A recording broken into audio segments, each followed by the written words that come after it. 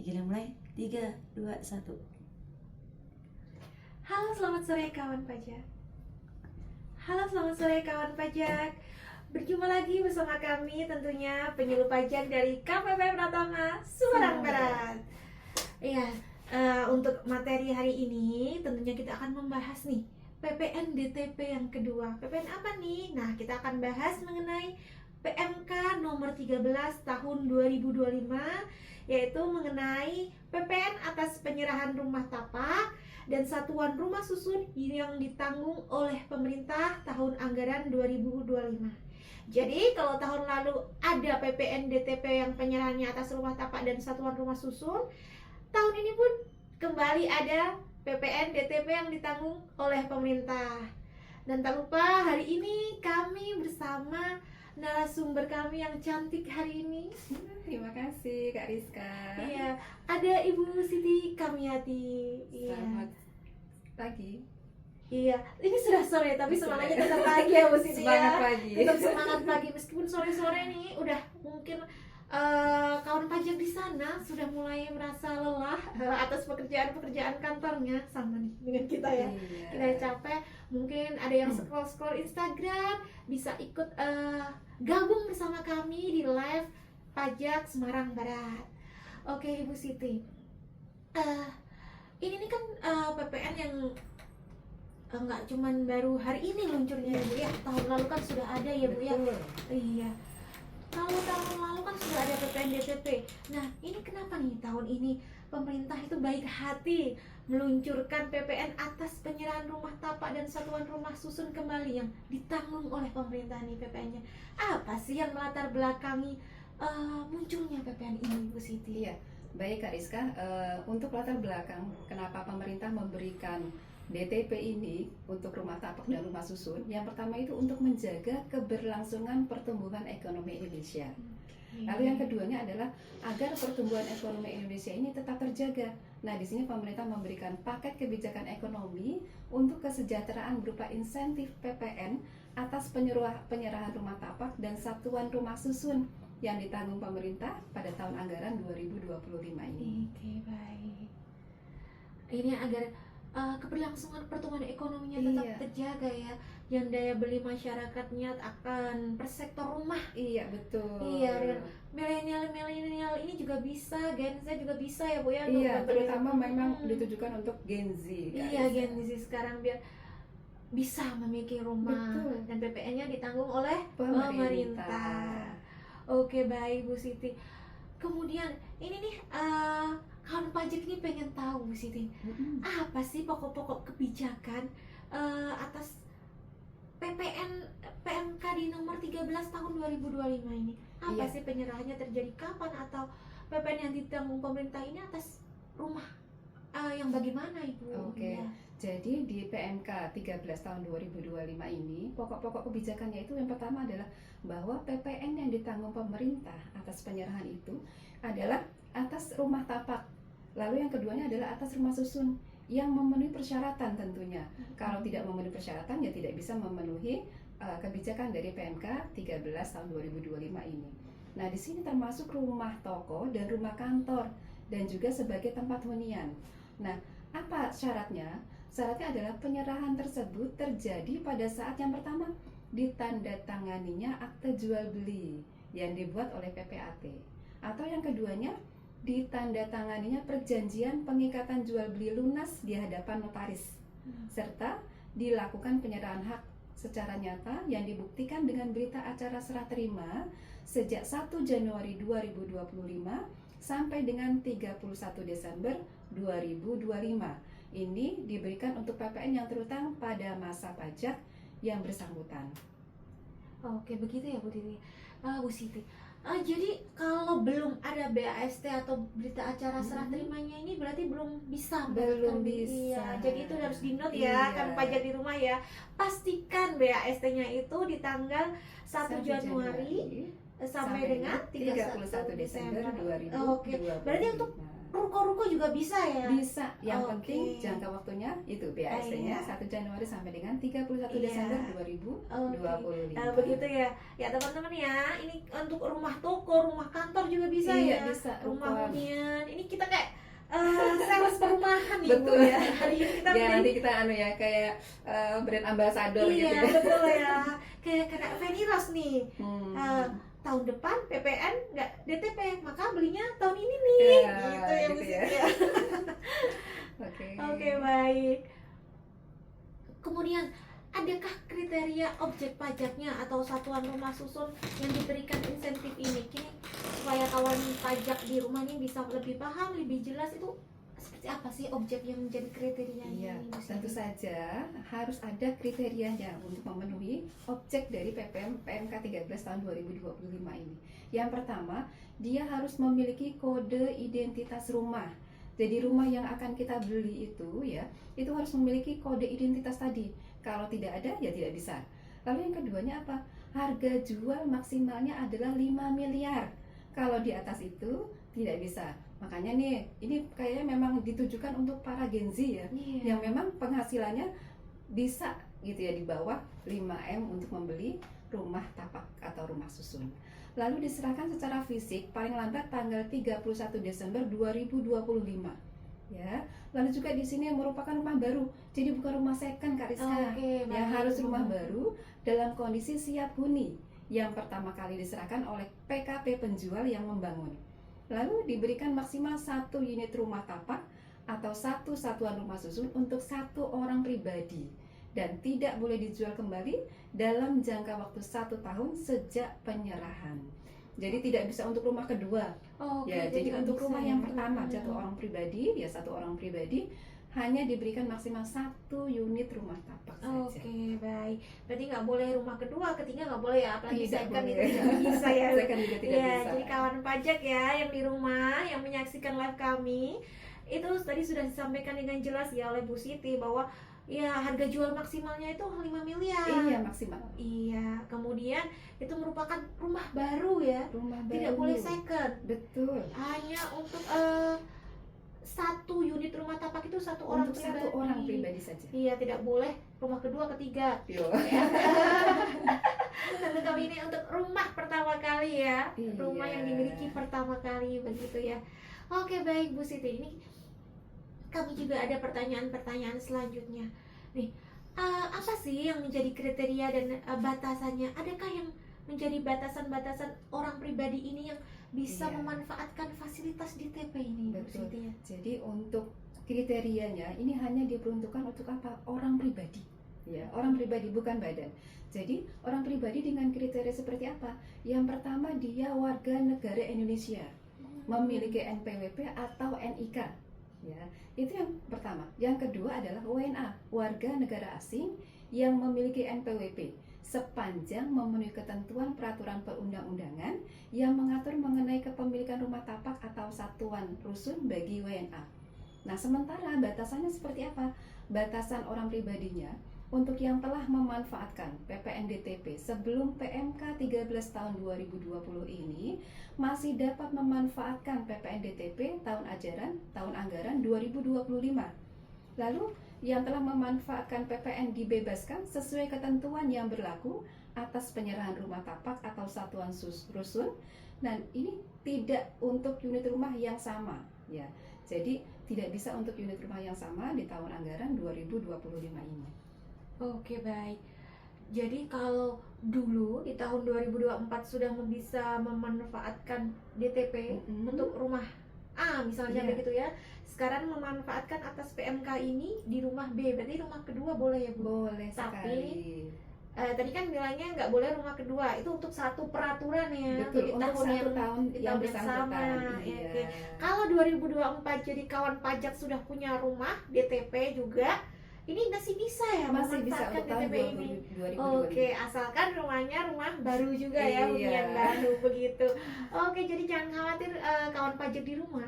Ini yang tahun lalu kawan pajak sudah memanfaatkan DTP atau sudah punya hunian yang juga PPN-nya ditanggung pemerintah. Tahun ini pun masih bisa ya. Masih bisa. Ini kan sudah Juni ya, masih bisa memanfaatkan. Masih bisa, masih ada beberapa hari lagi ya. Oke, beberapa hari lagi ini kan masih ada. Nanti kan Untuk tahap yang pertama. oke, ada tahap pertama. Nah, kalau kita kan mendengar Bu Siti, kalau kebijakan PPN yang ditanggung pemerintah itu kok ada yang 100%, ada yang 50%. Ini tuh bagaimana sih kriterianya? Gimana rumah yang dapat 100% atau 50%? Itu perbedaannya itu di mana Ya, ya? jadi di PMK 13 tahun 2025 ini memang mengatur adanya pembagian tarifnya tadi. Ada yang free 100% DTP, ada juga yang hanya 50% DTP. Nah, pembagiannya seperti apa? Besaran PPN DTP-nya ini untuk yang 100% adalah untuk penyerahan yang BAST-nya tadi ya, dilakukan mulai 1 Januari 2025 sampai dengan 30 Juni 2025. Sementara untuk yang 50% apabila BAST-nya yang dilakukan mulai 1 Juli 2025 sampai dengan 31 Desember 2025. Jadi rentang waktu itu yang harus benar-benar dimanfaatkan nih bagi para Gen Z atau mungkin wajib pajak yang ingin membeli rumah segera untuk mendapatkan DTP 100% PPN-nya. Oke. Jadi diingat-ingat ya karena wajah, jika ingin mendapatkan PPN yang seluruhnya ditanggung oleh pemerintah, ini masih ada berapa hari masih lagi? ada jangka waktu ya, ini tanggal Masih- 26 iya, ya. Masih beberapa hari nih untuk 30 ayo Juni. segera ya membeli rumah yang baru. Begitu ya Bu. Jadi Iya. kawan pajak ini masih ada 4 hari, ayo beli rumah baru. Tapi jangan khawatir, nanti kalau pembeliannya masih artinya setelah 30 Juni masih boleh nih. Masih boleh, tetapi besaran PPN DTP-nya 50%. Iya, jadi berkurang ya 50% ya. Jadi sayang nih kalau misalnya PPN-nya 100 juta ditanggungnya kan kalau Juni 100 juta nih Bu. Iya. Nanti kalau Juli jadi cuma 50 ya Bu ya. Iya, Oke. betul. Oke. Kalau ada nggak sih yang perlu dinotis kepada wajib pajak ini, atau kalau misalnya nih Bu, dia bayar cicilan paling cepat 1 Januari, itu masih bisa nggak dapat 100% atau gimana tuh? Jadi untuk pembayaran uang muka atau cicilan ini memang paling cepat adalah 1 Januari 2025. Apabila telah melakukan pembayaran uang muka atau cicilan sebelum 1 Januari 2025, maka tidak dapat memanfaatkan fasilitas PPN DTP 2025 untuk unit yang sama. Jadi itu yang perlu diperhatikan ya kawan pajak ya. Jadi kalau kan pajak udah bayar DP nih, misalnya Desember 2024, tapi BAST-nya di tahun 2025, ini nggak bisa ya Bu ya? Nggak bisa. Nggak bisa. Jadi pastikan DP-nya itu di tahun 2025, BAST-nya juga 2025 ya. Betul. Iya, itu yang menjadi catatan untuk wajib pajak ya. Jangan sampai biasanya kan ada nih Bu, dia itu udah DP-nya udah November, Desember, BAST-nya baru 2024. Iya betul. Terus Iya. baru BAST di 2025. Sayang banget ya. Sayang ya. Iya. Nah, ini dalam hal orang pribadi yang telah melakukan transaksi pembelian rumah tapak atau satuan rumah susun sebelum 1 Januari 2025 namun dibatalkan, ini tidak dapat juga memanfaatkan insentif PPN DTP berdasarkan PMK ini Kak Rizka, untuk unit rumah tapak atau satuan rumah susun yang sama. Jadi kalau transaksi di sebelum 2025 ini dibatalkan, maka dia tidak bisa memanfaatkan jadi PMK ada yang mau batalin nih DP-nya biar invoice baru, nggak bisa ya Bu ya. bisa. Sudah ada catatannya, ada aturannya bahwa kalau sudah terlanjur DP atau sudah terlanjur DP itu di sini uang muka ya Bu ya, uang Iya, muka betul. apartemen sudah dibayarkan di 2024 tapi BAST-nya baru 2025, itu nggak bisa meskipun dibatalkan. Iya. Begitu ya. Jadi kalau ganti unit baru boleh kan, jadinya kan di 2025 ya Bu ya, beli lagi nih ini di untuk 2025. unit rumah tapak atau satuan rumah susun yang sama. Nah, itu yang catatannya sama. di situ ya, yang sama tidak bisa. Iya. Mungkin kalau dibatalkan nih 2024, saya pindah aja di blok yang sebelah sana misalnya, itu masih dimungkinkan bisa menggunakan PMK Iya baru. betul. Kalau rumahnya beda boleh teman-teman. Cuman kalau rumahnya masih yang sama nih meskipun dibatalkan Iya, tidak tidak bisa. boleh. Oke. Bu Titi, ini para developer Untuk untuk para developer. pengembang-pengembang nih, gimana sih pengen tahu aturannya, bikin fakturnya pusing, apakah aku harus melaporkan realisasinya atau cukup buat Iya. faktur? Kriteria bikin faktur tuh gimana Ibu? Iya, untuk para developer ini perlu diperhatikan untuk membuat faktur pajaknya seperti apa. Nah, sesuai dengan peraturan perundang-undangan untuk PPN DTP yang 100% ya, artinya BAST-nya itu dari 1 Januari 2025 sampai dengan 30 Juni 2025 yang harga jualnya sampai dengan 2 miliar, ini membuat dua faktur pajak yang kodenya adalah 07 ya. masing-masing atas 50% dari harga jual dan PPN-nya ditanggung pemerintah. Itu yang pertama. Lalu yang kedua adalah harga jual yang lebih dari 2 miliar sampai dengan 5 miliar.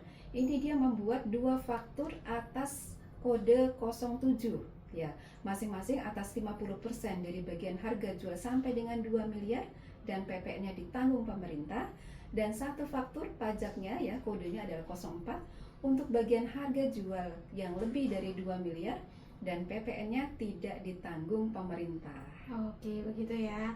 Jadi ada yang dua faktur dan ada yang 3 ya Bu ya? Iya, 3 faktur tiga ya, faktur. betul. Kalau yang dia sampai dengan 2 miliar buat 2 faktur. Kalau yang sampai 5 miliar ada 3 faktur yang perlu dibuat ya? Iya. Iya, begitu. Jadi kalau gimana Bu kalau BAST-nya di 1 Juli nih? Iya, Kalau kalau tadi yang kan di 100% ya Kak Rizka ya. betul. Kalau untuk yang DTP 50% ya, ini yang biasanya adalah 1 Juli 2025 sampai dengan tanggal 31 Desember 2025.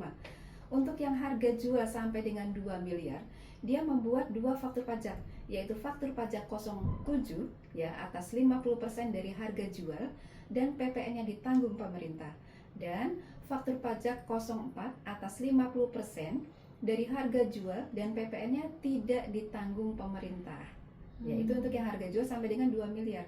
Sementara untuk harga jual lebih dari 2 miliar sampai dengan 5 miliar, untuk bagian harga jual sampai dengan 2 miliar ini membuat dua faktur pajak, yaitu faktur pajak 07 atas 50% dari bagian harga jual dan PPN-nya ditanggung pemerintah, dan faktur pajak 04 atas 50% dari bagian harga jual dan PPN-nya tidak ditanggung pemerintah.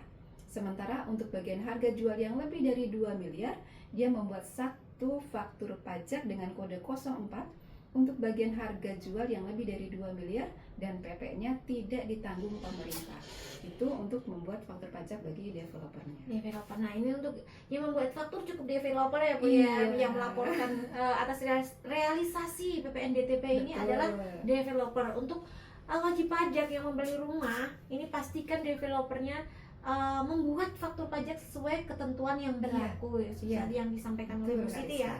Bagaimana yang DTP 100% sampai dengan akhir Juni dan juga yang 50% ya Bu ya, dari Iya. Juli sampai dengan Desember. Ada beberapa perbedaan ya Bu ya. Iya. Iya, dan pastikan kawan pajak sudah menerima fakturnya dari si penjual atau developernya ya, begitu ya Bu Siti ya. Iya. Oke. Kemudian kalau kewajiban penjual ketika dia membuat faktur, adakah kolom referensinya atau capnya nih, cap faktur pajak yang perlu iya. diperhatikan? Adakah cap khususnya atau capnya sesuai PMK-nya atau bagaimana ini Bu? Iya. Kalau untuk yang ini ya di faktur pajaknya Iya, yang dibuat oleh developer, ini yang pertama harus mencantumkan NIK atau NPWP dari si pembeli. Wajib ya, Iya, NIK. wajib harus Kalau dia dicantumkan. Jadi sebagai pembeli kita harus memberikan apa? Data lah, minimal Iya. ada NIK ya atau NPWP yang kita miliki. Lalu yang berikutnya adalah mencantumkan kode identitas rumah pada kolom nama barang. Ya, tadi ya memang syaratnya seperti itu. Lalu yang berikutnya mencantumkan keterangan PPN DTP eksekusi PMK nomor 13 tahun 2025. Lalu dalam hal CAP ya tidak tersedia, ya cap keterangan tidak tersedia. Nah, keterangan PPN ditanggung pemerintah eksekusi PPN PMK nomor 13 tahun 2025 ini dicantumkan dalam kolom referensi.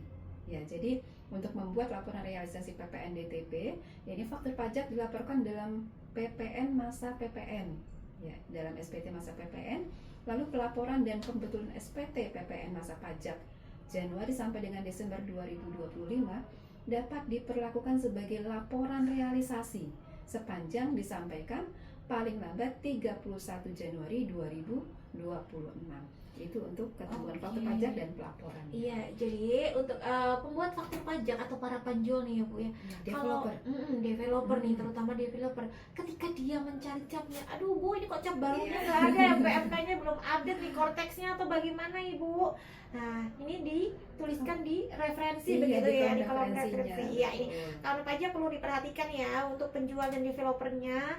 Kalau capnya tidak ditemukan, yaitu PMK nomor 13 tadi, di tahun 2025 tidak muncul juga, maka ditulis dalam kolom referensi. Jadi ketik manual ya Bu Iya, ya. ketik Iya, manual. boleh. Dan pastikan itu diketik ya Bu ya. Iya, Dan betul. mencantumkan tadi kode identitas rumah ya. Oke. Kemudian pembetulan, misalnya ada yang salah nih, laporan PPN dan pembetulannya itu harus di notes ini ya Bu ya. Harus diingat-ingat itu paling lambat kapan Ibu tadi Bu? Paling lambat 31 Januari Oke. 2026 untuk pelaporannya. Dan pelaporan dan pembetulan itu Iya. tadi 31 Januari 2026. Jadi jangan sampai terlambat melewati batas waktu yang ditentukannya agar DTP tetap bisa dinikmati, tetap bisa memiliki fasilitas atau menggunakan fasilitas ini ya Bu ya. Iya. Dan tidak menggugurkan fasilitas batal gitu, agar Iya. tidak fasilitasnya batal begitu ya, karena pajak di rumah ya. Itu yang kawan pajak perlu diingat. Kemudian kami ingin bertanya lagi Bu Siti, kalau untuk batasan ruang lingkup, adakah batasan-batasan atau apa aja sih wajib pajak atau kriteria tertentu yang tidak bisa mendapatkan fasilitas PPN ditanggung pemerintah ini? Ya, untuk PMK 13 tahun 2025 ini ada pihak-pihak yang tidak mendapatkan fasilitas sesuai dengan PMK ini. Apa itu? Yang pertama adalah objek yang diserahkan itu bukan rumah tapak atau rumah susun. Ya, sebagaimana dimaksud dalam pasal 2, pasal 3 dan pasal 4 di PMK 13 tahun 2025. Lalu pembayaran atau uang muka atau cicilan pertama sebelum 1 Januari 2025 ini juga tidak mendapatkan fasilitas PPN DTP. Lalu penyerahan yang dilakukan sebelum 1 Januari 2025 atau setelah 31 Desember 2025 ini juga tidak mendapatkan fasilitas PPN DTP. Lalu yang berikutnya apa? Rumah tersebut dipindah tangankan dalam jangka waktu 1 tahun sejak penyerahan. Lalu yang berikutnya tidak menggunakan faktur pajak sesuai ketentuan, tidak melaporkan realisasi ya melalui pelaporan faktur pajak dalam SPT masa PPN, dan tidak mendaftarkan BAST di Sikumbang. Nah, ini perlu diingat juga ya. Developer harus mendaftarkan BAST tersebut di Sikumbang sesuai dengan ketentuan di PMK 13. Oke, jadi kawan pajak, tadi perlu diingat ya, untuk developernya perlu mendaftarkan BAST di Sikumbang, perlu melakukan pelaporan faktur pajak dalam SPT masa PPN juga ya Bu ya. Tadi terus uang mukanya ingat nih, paling cepat di tahun 2025 awal tahun ya, nggak paling lambat ya, paling cepat 1 Januari 2025. Kalau sebelum atau sesudah 31 Desember 2025 itu tidak bisa. Iya, ini kita sudah bahas berulang-ulang ya. Jadi kalau sebelum Januari 2025 udah DP duluan tidak bisa kawan pajak ya, begitu. Kemudian ini perlu sedikit penekanan nih untuk timeline fasilitas PPN DTP yang 100% bagaimana, kemudian yang nanti 50% ini yang harus kita tegaskan ke wajib pajak dan juga para pembeli atau para calon pembeli nih. Iya. Jadi untuk di PMK 13 ini maka penekanannya gini. Untuk yang 100% ya, apabila PPN DTP ingin mendapatkan 100% di tahun anggaran 2025 ini, maka BAST-nya itu harus dilakukan 1 Januari 2025 sampai dengan 30 Juni 2025. Ya, ini perlu diingat ya. Dan untuk satu orang pribadi adalah untuk 1 unit rumah di tahun 2025. Itu yang DTP PPN 100%. Lalu yang berikutnya adalah untuk yang BAST-nya itu mulai 1 Juli 2025 sampai dengan 31 Desember 2025 ya. Ini adalah apabila BAST-nya itu ya tadi ya di rentang waktu 1 Juli sampai dengan 31 Desember, PPN DTP-nya 50% dan satu orang pribadi untuk 1 unit rumah yang dia beli. Oke, begitu ya. Kalau 50%-nya ya Bu Siti? Iya, ini 50%-nya tadi. Oke, begitu ya Bu ya. Jadi ini yang tadi 100%, yang 50% ini perlu diingat-ingat kembali oleh wajib pajak ya. Karena memang kita ada